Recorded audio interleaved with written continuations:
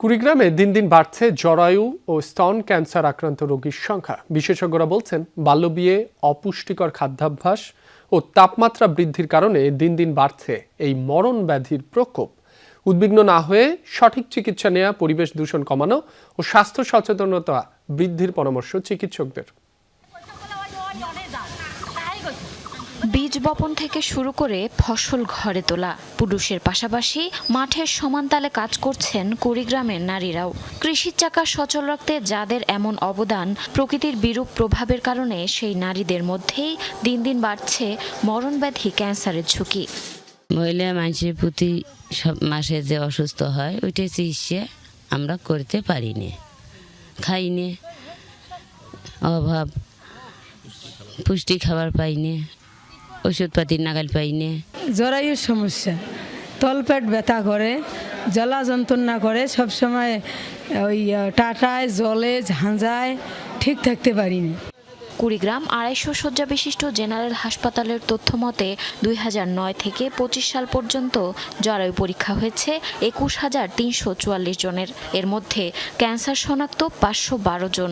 Breast ক্যান্সারের পরীক্ষা হয় 21,371 জনের। এর মধ্যে শনাক্ত 60 জন। সাধারণত 30 থেকে 60 বছর বয়সী নারীদের মধ্যেই আক্রান্তের সংখ্যা সবচেয়ে বেশি। এখানে প্রতিদিন নতুন নতুন মা বা রোগী আসে। মূলত বাল্যবিবাহ, হেবিচুয়াল অ্যাবর্শন, একাধিক শারীরিক সম্পর্ক, এছাড়া নানা কারণে জরায়ু ক্যান্সার বা স্তন ক্যান্সার হতে পারে। বিশেষজ্ঞদের মতে প্রতি বছর জেলায় গড়ে তাপমাত্রা বৃদ্ধি পাচ্ছে 0.5 ডিগ্রি থেকে 1 ডিগ্রি পর্যন্ত। এতে বায়ুমণ্ডলে ক্ষতিকর রাসায়নিক কার্সিনোজেনের সংস্পর্শের কারণে দিন দিন বাড়ছে জরায়ু ও স্তন ক্যান্সারের ঝুঁকি। এছাড়া আবহাওয়া পরিবর্তনের ফলে বন্যা ও খরায় পানি দূষণ ঘটছে মারাত্মকভাবে, যা ক্যান্সারের ঝুঁকি বাড়াচ্ছে কয়েক গুণ। তাপমাত্রা বেড়ে যাওয়ার কারণে আমরা সকাল ভোরবেলায় আমরা কাজে আসি, আর অনেক কষ্ট হয় কাজে। সেই গরম হয়, মাথা ব্যথা করে, সেই পানির তিয়াস লাগে খুব। কুড়িগ্রাম আবহাওয়া অধিদপ্তরের তথ্য মতে বিগত এক দশকে কুড়িগ্রামে 0.5 থেকে 1 ডিগ্রি সেলসিয়াস তাপমাত্রা বৃদ্ধি পেয়েছে। শিল্প বিপ্লবের ফলে তাপমাত্রা বৃদ্ধির জন্য দায়ী গ্রিনহাউস গ্যাসগুলো বাড়ার কারণে বিভিন্ন কার্সিনোজেন বা ক্যান্সার সৃষ্টিকারী উপাদানের বিস্তার ঘটেছে। এর বিরূপ প্রভাব পড়ছে সমগ্র জনগোষ্ঠী, বিশেষ করে নারী, শিশু ও বৃদ্ধদের উপর।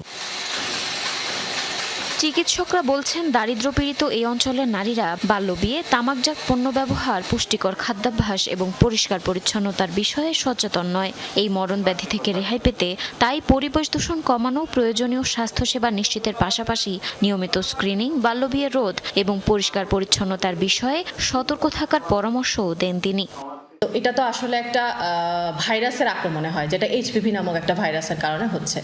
তো এই ভাইরাসটার একটা প্রবণতা আছে, যেটা হচ্ছে একটা হট হিউমিড ওয়েদারে বা 30 থেকে 40 ডিগ্রি সেলসিয়াস টেম্পারেচারে এই ভাইরাসটা কিন্তু সবচেয়ে বেশি সাস্টেইন করে। কুড়িগ্রামের 9টি উপজেলায় প্রায় 23 লাখ মানুষের বসবাস, এর মধ্যে প্রায় 12 লাখই নারী। জারিন অর্নি, যমুনা নিউজ।